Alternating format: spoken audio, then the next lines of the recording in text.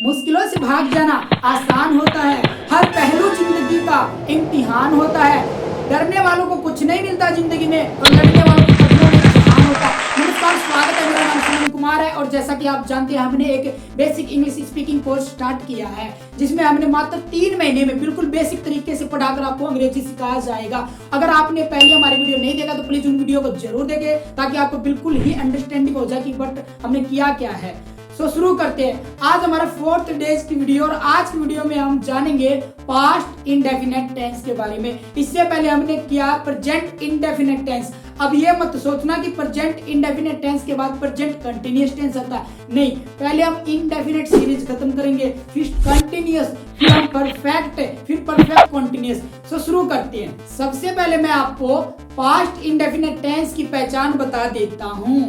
तो आप अपनी स्क्रीन पर देख सकते हैं, जिन हिंदी वाक्यों के अंत में ता, था, ती, थी, ते, थे या फिर आ, ई, ए आए, वो हमारा पास्ट इंडेफिनिट टेंस कहलाता है। जी हाँ, इसकी 2 पहचान है, ता, था, ती, थी, ते, थे या फिर आ, ई, ए। जैसे मैं जाता था, वह पढ़ती थी, हम पढ़ते थे। तो देखो, इसमें ता, था, ती, थी, ते, थे आया है। और आ, ई, ए कैसे? मैं गया, आ की आवाज। मैंने पूछा, आ की आवाज। हम पढ़े, ए की आवाज। मैंने आइसक्रीम खाई, ई की आवाज। तो ता, था, ती, थी, ते, थे या फिर आ, ई, ए आए, वो हमारा कौन सा टेंस है? पास्ट इंडेफिनिट टेंस है। अब चलो हम सबसे पहले इस टेंस को बनाने का फॉर्मूला जान लेते हैं। तो अगर आप एफर्मेटिव सेंटेंस बनाओगे तो सबसे पहले लिखो सब्जेक्ट, वही he, she, name, it, I, we, you, they. उसके बाद वर्ब की सेकंड फॉर्म, जी हाँ, वर्ब की सेकंड फॉर्म का प्रयोग किया जाएगा, और उसके बाद फुल स्टॉप लगा दो। अगर आप नेगेटिव सेंटेंस बनाओगे तो सबसे पहले लिखो सब्जेक्ट, उसके बाद लिखो डिड, और उसके बाद लिखो नोट, और उसके बाद लिखो वर्ब की फर्स्ट फॉर्म। अगर आप इंटरोगेटिव सेंटेंस बनाओगे तो सबसे पहले हेल्पिंग वर्ब यानी कि डिड, उसके बाद सब्जेक्ट, उसके बाद वर्ब की फर्स्ट फॉर्म, और उसके बाद क्वेश्चन मार्क लग जाएगा। अब कमाल की बात देखो, पास्ट इंडेफिनिट टेंस का जो एफर्मेटिव रूल है उसमें वर्ब की सेकंड फॉर्म का प्रयोग किया जाता है, और जैसे हम नेगेटिव सेंटेंस बनाएंगे वहां पर वर्ब की फर्स्ट फॉर्म। तो इसका मतलब ये है, जहां जहां टेंस में डिड का प्रयोग किया जाता है वहां वहां वर्ब की फर्स्ट फॉर्म का प्रयोग किया जाएगा। अब चलो मैं एक एग्जांपल ले लेता हूं, ताकि आपको बिल्कुल ही क्लियर तरीके से समझ में आ जाएगा। मेरा पहला एग्जांपल है, एक राजा रहता था। सबसे पहले हमें इस सेंटेंस को पहचानना होगा। तो ता, था, ती, थी, ते, थे। ओ, ता, था, ती, थी, ते, थे यानी कि पास्ट इंडेफिनिट टेंस, और पास्ट इंडेफिनिट टेंस का हम एफर्मेटिव सेंटेंस बनाते हैं। तो सबसे पहले लिखो सब्जेक्ट, यानी एक राजा, अ किंग दिया। उसके बाद क्या कह रहा है? वर्ब की सेकंड फॉर्म। और वर्ब की आपको पता है कि हर एक जितने भी हमारे वर्ब होते हैं उनकी 3 फॉर्म होती है। जैसे जाना है तो गो, वेंट, गोन। खेलना है प्ले, प्लेड, प्लेड। क्राई है cry, cried, cried. Speak, spoke, spoken. Write, wrote, written है। इस प्रकार जितने भी हमारे सेंटेंस है उनकी 3 फॉर्म होती है। तो पास्ट इंडेफिनिट टेंस में वर्ब की सेकंड फॉर्म का प्रयोग किया जाएगा। तो सबसे पहले हमारा एक एग्जांपल है, एक राजा रहता था। तो सबसे पहले लिखो सब्जेक्ट यानी कि एक राजा, अ किंग। उसके बाद रहना को कहते हैं लीव, और वर्ब की सेकंड फॉर्म लग जाएगा लीव्ड, ये बन जाएगा हमारा अ किंग लीव्ड। और आप इसको ऐसे भी लिख सकते हो, वन किंग लीव्ड। जब मैं आपको आर्टिकल सिखाऊंगा उसके बारे में फिर बता दूंगा, ए, एन और दा के बारे में। फिलहाल इस सेंटेंस को बनाओ, एक राजा रहता था, अ किंग लीव्ड। अगर आप इसका नेगेटिव सेंटेंस बनाओगे तो सबसे पहले लिखो सब्जेक्ट, अ किंग।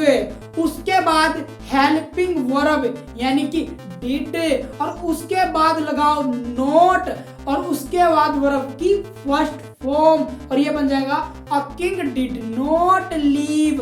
और इसका इंटेरोगेटिव सेंटेंस बनाओगे तो सबसे पहले लिखो हेल्पिंग वर्ब यानी कि डिड, उसके बाद लिखो सब्जेक्ट अ किंग, उसके बाद वर्ब की फर्स्ट फॉर्म यानी कि लीव, उसके बाद क्वेश्चन मार्क, तो ये बन जाएगा डिड अ किंग लीव। चलो भाई, और चलो मैं आपको एक बात और बता देता हूं। अगर आप पास्ट इंडेफिनेट का नेगेटिव और इंटेरोगेटिव बनाओगे जहां पर डिड का प्रयोग किया जाता, वहां पर he, she, name, it, I, we, you, they, इन सभी के साथ डिड का प्रयोग किया जाएगा पास्ट इंडेफिनेट टेंस में। कहीं मैं कहूंगा ही और तुम कर दो ही हैज, नहीं, हैज हुज का कोई प्रयोग नहीं है। He, she, name, it, I, we, you, they singular और प्लूरल नंबर के साथ डिड का प्रयोग किया जाएगा। अब चलो मेरा दूसरा एग्जांपल है, मैंने एक शेर देखा, तो सबसे पहले लिखो सब्जेक्ट, एफर्मेटिव बनाएंगे तो सब्जेक्ट यानी कि मैंने एक शेर देखा, तो सब्जेक्ट यानी कि आई, उसके बाद वर्ब की सेकंड फॉर्म यानी कि सी की सेकंड फॉर्म सॉ, एक शेर यानी कि a lion, I saw a lion. अगर नेगेटिव सेंटेंस बनाओगे तो मैंने एक शेर नहीं देखा, तो सबसे पहले लिखो सब्जेक्ट यानी कि आई, उसके बाद लिखो हेल्पिंग वर्ब डिड, उसके बाद नोट लगा दो और वर्ब की फर्स्ट फॉर्म, तो I did not see a lion, मैंने एक शेर नहीं देखा। तो चलिए गाइज, अब आपको टेंस बहुत ही अच्छे तरीके से समझ में आ गया होगा, मुझे उम्मीद है बिल्कुल ही अच्छे तरीके से समझ गए। अब मैं क्या करता हूँ, आपकी प्रैक्टिस करवा देता हूँ, बिकॉज इंग्लिश क्या है, English is all about practice. Practice है, जब तक आप प्रैक्टिस नहीं करोगे, कितनी भी किताबें पढ़ लो, जब तक आप किताब पढ़ते रहोगे, कार कैसे चलाई जाती है, कार कैसे चलाई, जब तक कोई कार नहीं चला सकोगे, जब तक कार खुद नहीं चला के देखोगे। कितनी है साइकिल सीख लो, साइकिल सीखना बिना किताब पढ़ते रहो, जब तक खुद नहीं साइकिल चलाओगे नहीं सीखोगे। नदी में तैरना पढ़ते रहो, कैसे तैरा जाता, कितनी किताबें पढ़ो, कैसे तैरना, हर तरीका बता देगा, लेकिन प्रैक्टिस करना। तो इंग्लिश भी प्रैक्टिस है, इससे डरिए मत। और चलो मैं अब आपकी प्रैक्टिस करवा देता हूँ। अब मैं आपको कुछ सेंटेंस बोलूंगा, जो सेंटेंस आपकी स्क्रीन पर नजर आएंगे, और 5 सेकंड तक का आपके पास समय है। फॉर्मूला आपके स्क्रीन पर सब कुछ आपको दिखाई देगा। वर्ब की जरूरत है तो वर्ब की फॉर्म तीनों आपको नजर आएंगे। उसके बाद 5 सेकंड के अंदर उसमें देखकर जवाब बताना है, आपको अपने मन में सोचना है। 6 सेकंड में आपको अपना क्वेश्चन का आंसर दिखाई देगा। तो शुरू करते हैं। तो मेरा पहला एग्जाम्पल है, मैंने पूछा,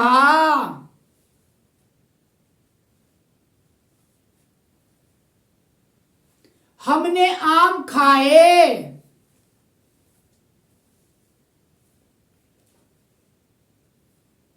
वह रोता था,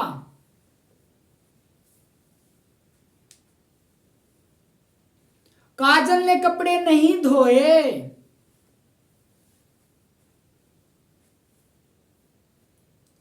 हम नहीं सोते थे,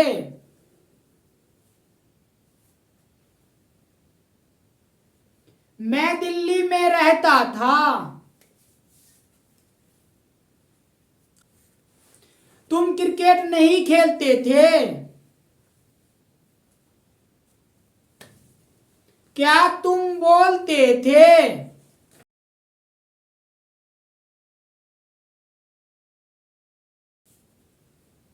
तुमने गाना नहीं सुना, क्या मेहमान आए, क्या तुमने खबर सुनी, कोमल ने पत्र नहीं लिखा,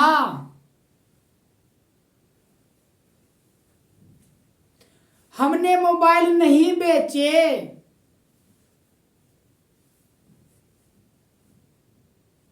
क्या तुम खाना खाते थे, उसने फिल्म देखी,